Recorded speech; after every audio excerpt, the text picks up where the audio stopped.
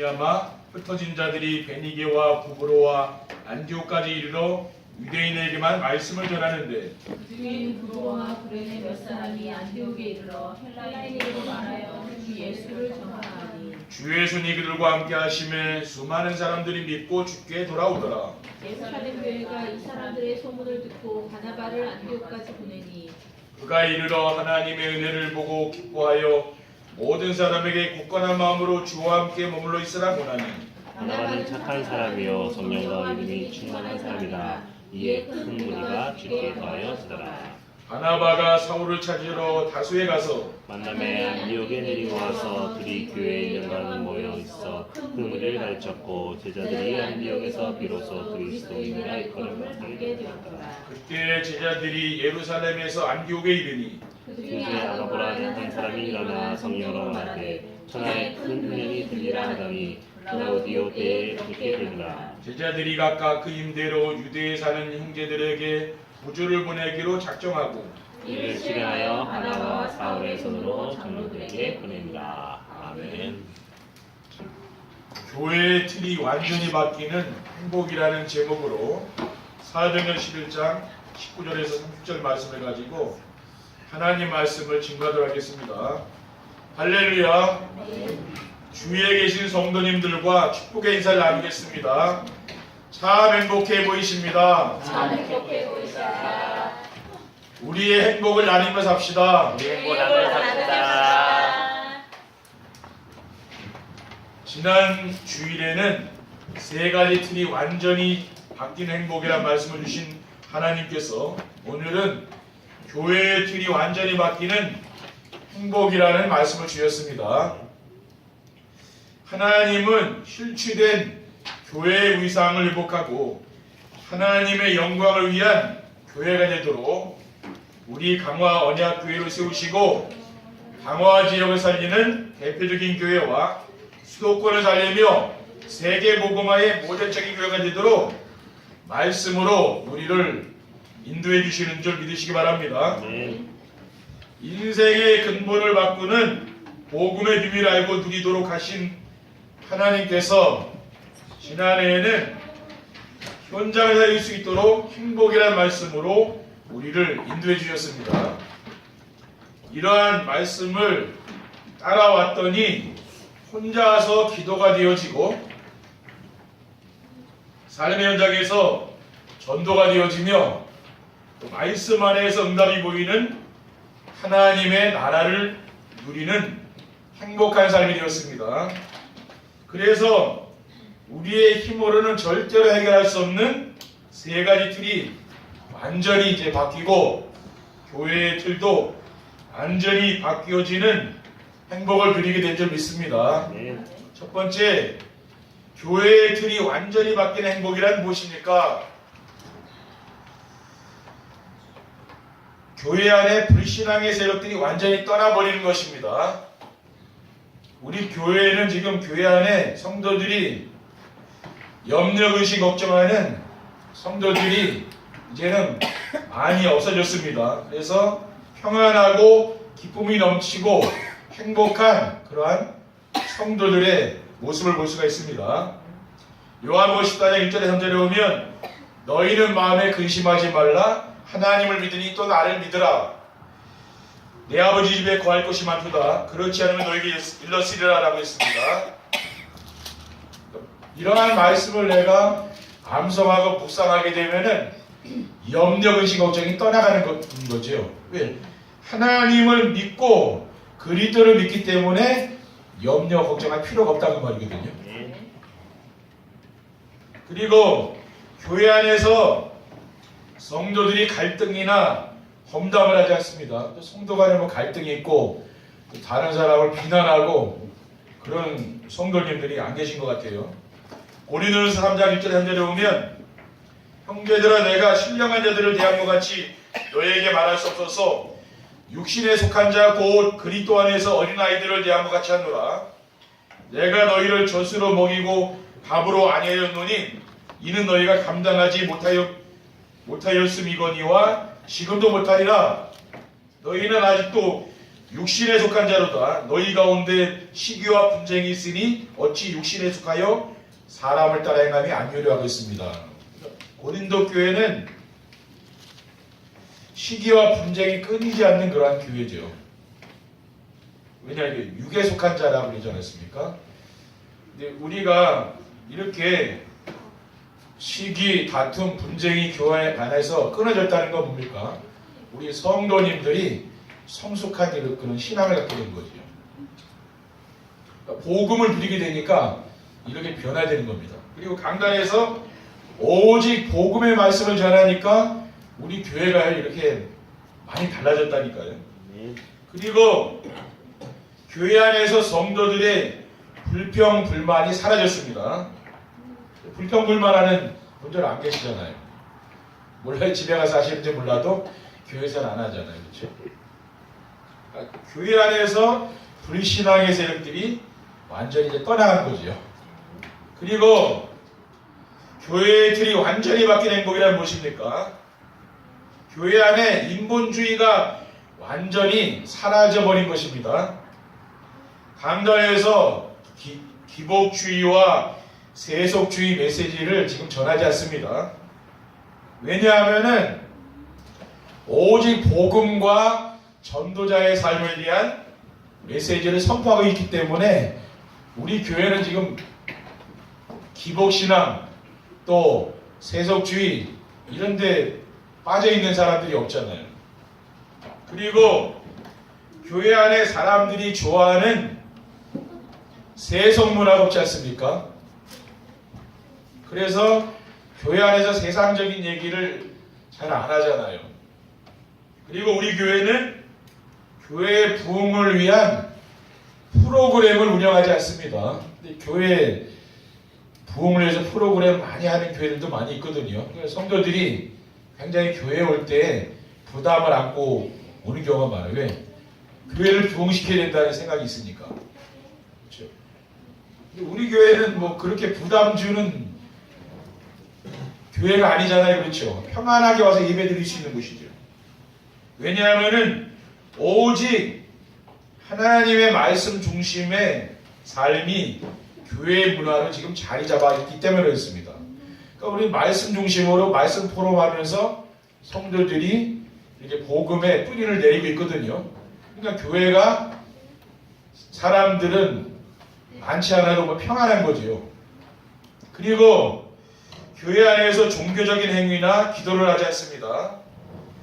왜냐하면은 소원 성취나 자신의 문제 해결을 위한 육신적인 기도를 하지 않기 때문에 우리는 어떤 기도를 합니까? 하나님의 계획을 이루는 기도를 하잖아요. 마태복음 6장 33절에 보면 너희는 먼저 그의 나라와 그의 의를 구하라. 그리하면 이 모든 것을 너희에게 더하시라고 했어요. 그러니까 우리 교회 안에 뭡니까? 인본주의가 이제 사라진 거죠. 그리고 교회의 틀이 완전히 바뀐 행복이란 무엇입니까? 교회 안에 성령의 역사와 은혜가 모입니다. 성도들이 모이면은 뭐합니까? 주로 우리 교회의 성도들은 말씀 포럼을 주로 하지 않습니까? 그렇죠? 그리고 하나님이 강단을 통해 선포하신 언약 미션 비전을 붙잡기 위해서 포럼을 하는 것입니다. 그리고 성도들의 삶 속에서 지금 무슨 일이 일어납니까? 말씀이 성취된다는 말이고. 그게 굉장한 교회의 그게 힘이거든요. 히브리서 4장 12절에 보면 하나님 말씀은 살아있고 활력이 있어 좌우를 할 수 없는 것보다도 예리하여 혼과 영과 및 관절과 골수를 찔러 죽이기까지 하며 또 마음의 생각과 뜻을 판단한다고 했어요. 하나님 말씀으로 성도들이요 든든히 세워지는 거죠. 그리고 성도님들의 얼굴에는 미소와 평안이 있고 감사함금이 늘어나고 있습니다. 왜 그렇습니까? 말씀을 통해서 은혜를 받으니까 감사할 수밖에 없잖아요. 그렇죠? 인생이 변화되는 겁니다. 데살로니가전서 3장 9절에는 우리가 우리 하나님 앞에서 너희로 말미암아 모든 기쁨으로 기뻐하니 너희를 위하여 능히 어떠한 감사로 하나님께 보답할 까라고 했습니다. 그리고 데살로니가전서 5장 16절 18절에 보면 항상 기뻐하라, 쉬지 말고 기도하라, 범사에 감사하라. 이것이 그리스도 예수 안에서 너희를 향하신 하나님 뜻이라 했어요. 그리고 시편 136편 1절에는 여호와께 감사하라, 그는 선하시며 그 인자하심이 영원함이로다. 그러니까 우리가 지난 날들을 돌아보면 우리가 감사할 것 같지 없지 않습니까? 그렇죠.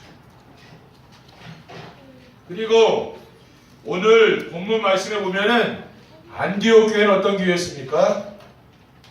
주의 손이 그들과 함께 하심에 수많은 사람들이 믿고 주께 돌아오더라. 그러니까 주의 손이 함께하는 교회예요. 그리고 그가 이르러 하나님의 은혜를 보고 기뻐하여 모든 사람에게 굳건한 마음으로 주와 함께 머물러 있으라고 하니 라고 했습니다. 그러니까 하나님의 은혜를 보고 기뻐했어요. 그러니까 안디옥 교회에 가보면은 하나님의 은혜가 보이는 거예요. 그러니까 우리 성도님들이 어떻습니까? 이 말씀의 그 역사를 따라가고 말씀의 은혜 속에 있다 보니까 그것이 하나님의 은혜가 보이는 거죠. 그렇죠? 그러니까 그것이 기쁨이에요. 우리에게. 뭐가 기쁨입니까? 무엇이냐면은 말씀을 서로 포럼하면서 그 받은 말씀에 서로 은혜를 받고 이 말씀이 성취되는 것, 그걸 볼 때 그 기쁘지 않습니까? 그렇잖아요. 저는 그게 기쁘더라고요. 그래서 이 땅에 교회가 존재하는 이유는 거기에 있는 거 아니겠습니까? 두 번째, 교회의 틀이 완전히 바뀌는 행복한 삶을 사려면 어떻게 하면 됩니까? 강단에서 정확한 언약과 미션과 비전의 말씀이 선포되어야 됩니다. 언약은 뭐냐면은 성도들이 가지고 있는 모든 문제에 완전한 해답이 바로 언약이죠. 여러분에게 어떤 문제가 있습니까? 그건 문제가 아니에요. 그렇죠. 왜냐? 우리는 답이 있잖아요. 그건 문제가 아니에요.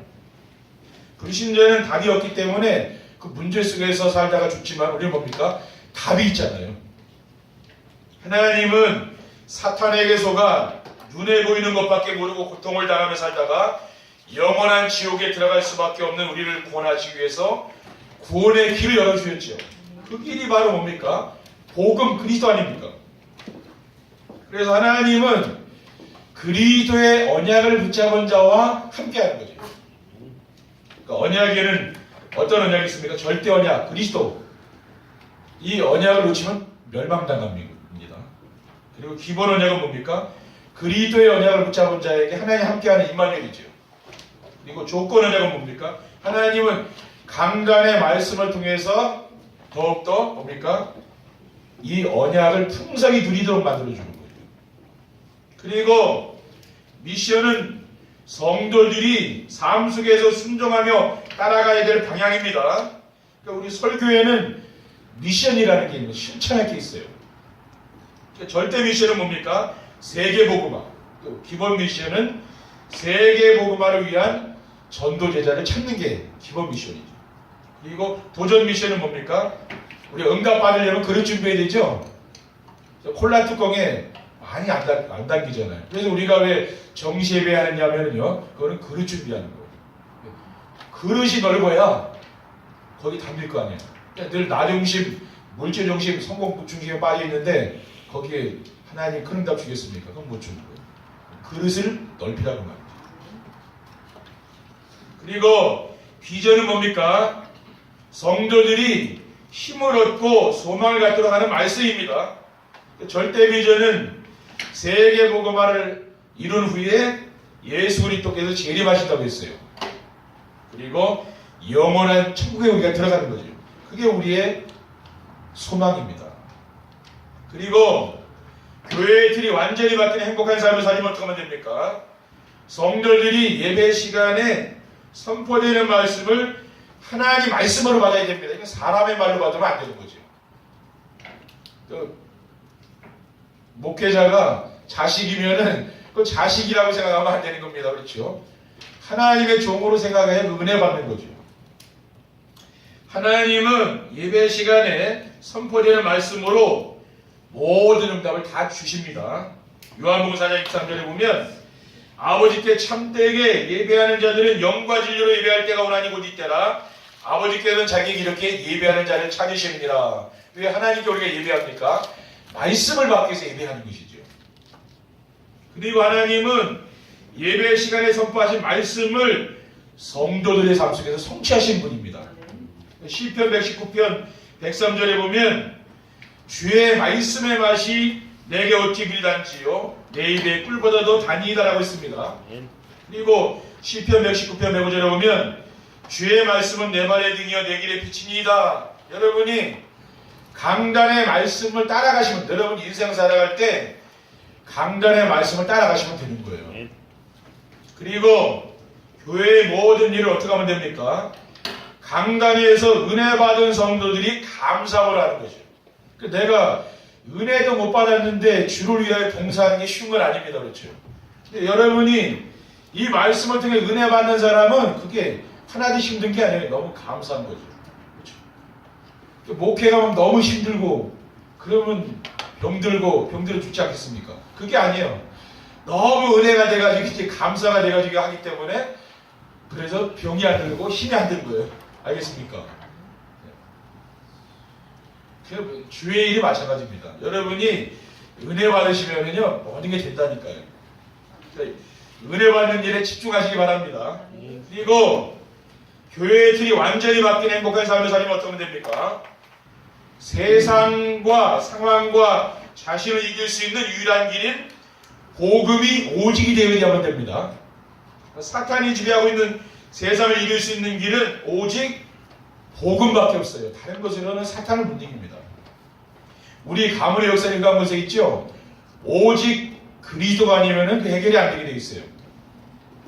사도행전 4장 12절에 다른 이로서는 구원을 받을 수 없나니 천하 사람 중에 구원을 받을 만한 다른 이로 우리에게 주신 일이 없음이라고 했습니다.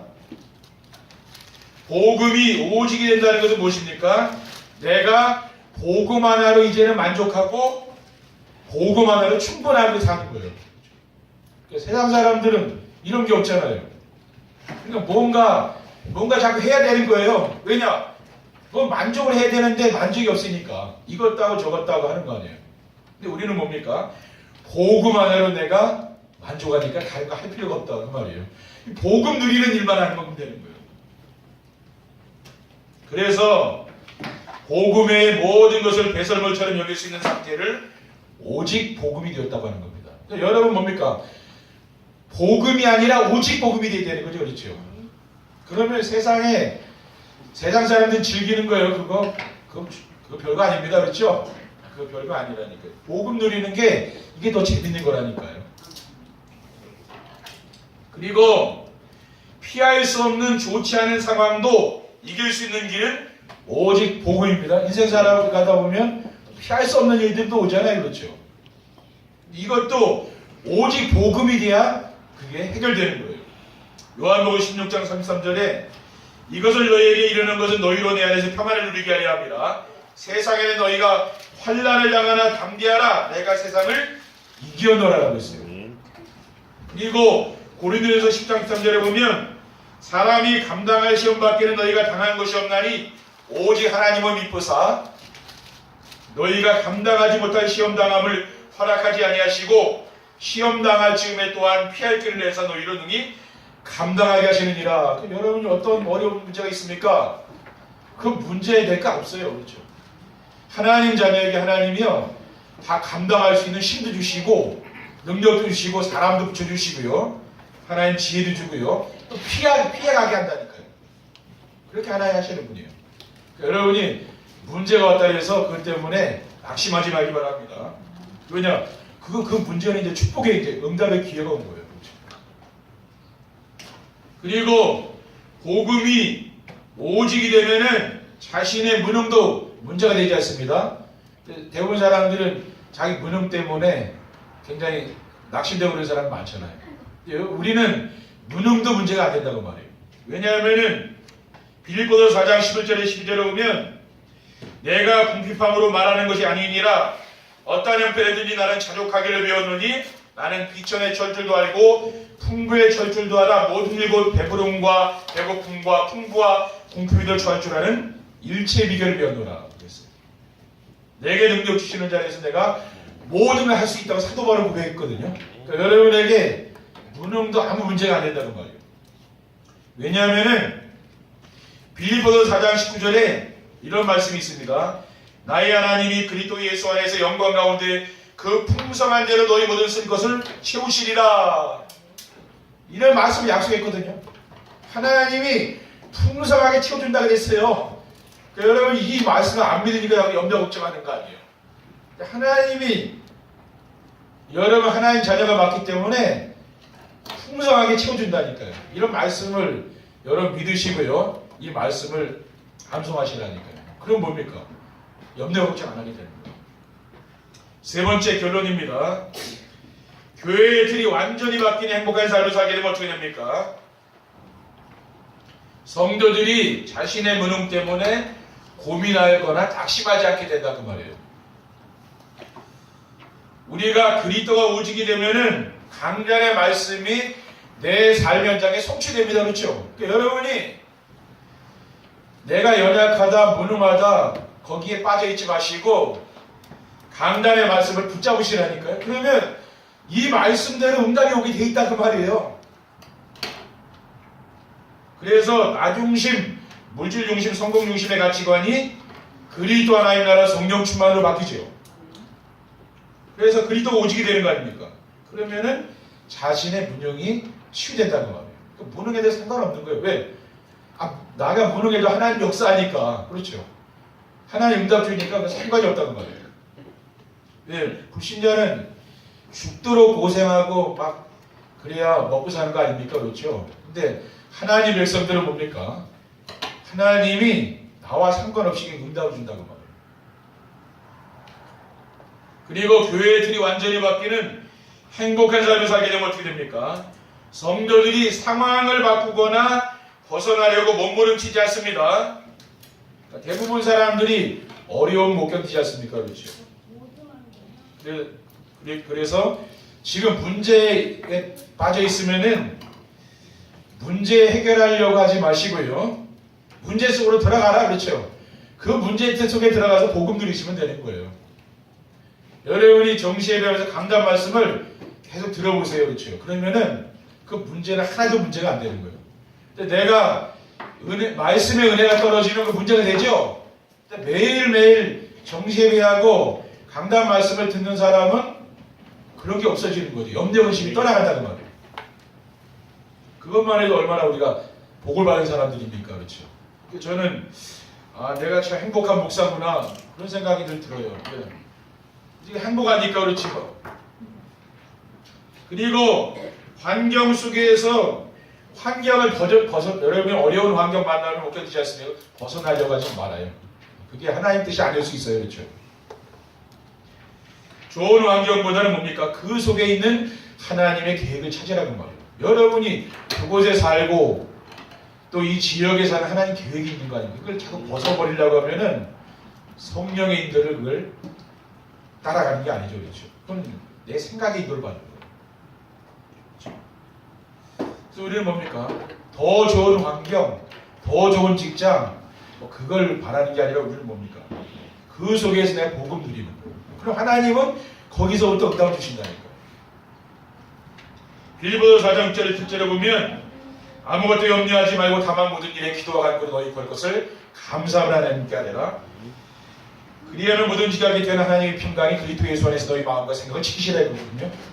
여러분 아무것도 염려하지 말고 진짜 기도하라 그랬잖아요. 감사하라 그 말이에요. 그럼 거기서 응답이 온다 그 말입니다. 그리고 교회의 틀이 완전히 바뀌는 행복한 삶을 살게 되면 어떻게 됩니까? 성도들이 세상의 유혹에 넘어지지 않고 승리하게 됩니다. 강단의 말씀을 듣고 묵상하는 정시예배를 통해서 나중심, 물질중심, 성공중심의 이 틀을 바꾸고요. 교회의 틀이 바뀌게 되면 어떻게 됩니까? 세상의 어떤 유혹도 이길 수 있는 힘이 생기잖아요. 뭐 저라고 하면 유혹이 없겠습니까? 그렇죠. 근데 유혹을 이길 수 있는 그 힘이 있다고 말이에요. 영적인 힘이 있으니까 그 육적인 유혹을 이기게 되는 거예요. 그래도 집중하다 보니까 뭐요? 그럼 유혹이 와도 그냥 넘어가는 거예요. 그렇죠. 그리고 뭡니까? 말씀의 능력이 내 삶 속에 나타난다고 말해요. 고린도전서 15장 57절에 58절에는 우리 주 예수 그리스도로 말미암아 우리에게 승리를 주신 하나님께 감사하노니 그러므로 내 사랑하는 형제들아 견실하여 흔들리지 말고 항상 주의 일에 더욱 힘쓰는 자들이 되라. 이는 너희 수고가 주 안에서 헛되지 않은 줄 압니다. 여러분이 하나님께 예배하고 주님을 위하여 여러분 마음을 가지고 여러분이 기도하는 그 기도 제목이 있잖아요. 그런 것을 소중히 생각하고 여러분이 하나님이 그 모든 것에 응답을 주신다는 걸 여러분 알아야 됩니다. 그렇죠? 근데 우리 후대들도 그렇게 길러야 되는 거죠. 정말 내 가정보다 중요한 거는 하나님의 교회라는 걸 가르쳐 줘야 돼요. 항상 자녀들이. 그렇죠? 또 하나님께 예배하고 이거는 세상의 공부나 일보다 이게 더 중요하다는 것을 어릴 때부터 가르쳐 줘야 돼요. 그래야 그 아이를요 신앙인으로 기르는 겁니다. 그리고 에베소서 4장 22절 24절을 보면 너희는 유혹의 욕심을 따라 썩어져가는 구습을 따르는 옛사람을 벗어버리고 오직 너희의 심령이 새롭게 되어 하나님을 따라 의와 진리의 거룩함으로 지으심을 받은 새 사람을 입으라. 유혹의 욕심을 따라가는 건 뭡니까? 그게 바로 구습, 옛사람이잖아요. 우리는 뭐요? 옛 틀을 벗어버리고 이제 새 틀을 갖춰야 되는 거 아닙니까? 근데 그 옛 틀, 뭐요? 우리가 세상의 그 유혹, 욕심에 자꾸 끌려가잖아요. 그것을 이제 우리는 이제 바꿔야 되는 거죠. 네. 그러기 위해서 뭡니까? 그러니까 매일매일 여러분이 강단의 말씀을 들으면서 정시 예배를 하시게 되면은요, 그런 게 없어져요. 나도 모르게. 이거는 노력을 되는 건 아니잖아요. 내가 유혹을 내가 당하지 말아야지. 근데 유혹이 오는 걸 어떻게 하겠습니까? 내 힘으로 안 되는데. 근데 넘어지는 거 아닙니까? 근데 말씀의 은혜를 계속 받으면은 나도 모르게 관심이 없어지는 거 이제. 그런 쪽에는 이제 관심이 안 가는 거예요. 그러니까 뭡니까? 그런 흑암이 꺾이는 거죠. 가문이 흑암도 무너지고. 그게 어디서 오는 겁니까? 이게 뭐 교회에서 내가 이 말씀의 은혜를 받는 게 이렇게 되는 거예요. 여러분 삶도 되고요. 여러분 가정도 되고요. 직장, 모든 산업, 모든 응답이 어디서 옵니까? 이 교회의 틀이 뭡니까? 바뀌니까 우리 교회의 강단이 바뀌니까 어떻게 됩니까? 성도들의 삶의 모든 현장이 바뀌는 거예요. 이 응답이 오고요. 여러분 현장에서 뭐요? 그 전도의 역사들이 나타나고 그거 여와요. 흑암이 무너지는 거예요. 강단에 떨어지는 메시지가요. 내 삶의 현장까지 그 응답이 오는 거죠. 여러분이 이번 한 주간 정말 교회가 얼마나 소중한가 이것을 여러분 후대에게 꼭 가르치시고 여러분들도 우리 교회가 작은 큰 교회는 아니지만은 이 교회를 아름답게 여러분이 가꾸셔서 우리 후대에게 유산으로 넘겨주시기를 주님의 이름으로 축원드립니다. 기도하겠습니다. 하나님 감사합니다. 오늘 주님께서 주신 귀한 언약의 말씀을 우리의 마음에 담을 수 있도록 인도하여 주시고 우리가 이 세상에 살아가면서 교회가 얼마나 소중한지 우리가 생각하는 시간이 되며 아름다운 교회를 우리 후대들에게 넘겨줄 수 있도록 인도해 주시옵소서. 주 예수 그리스도의 이름으로 기도드립니다. 아멘.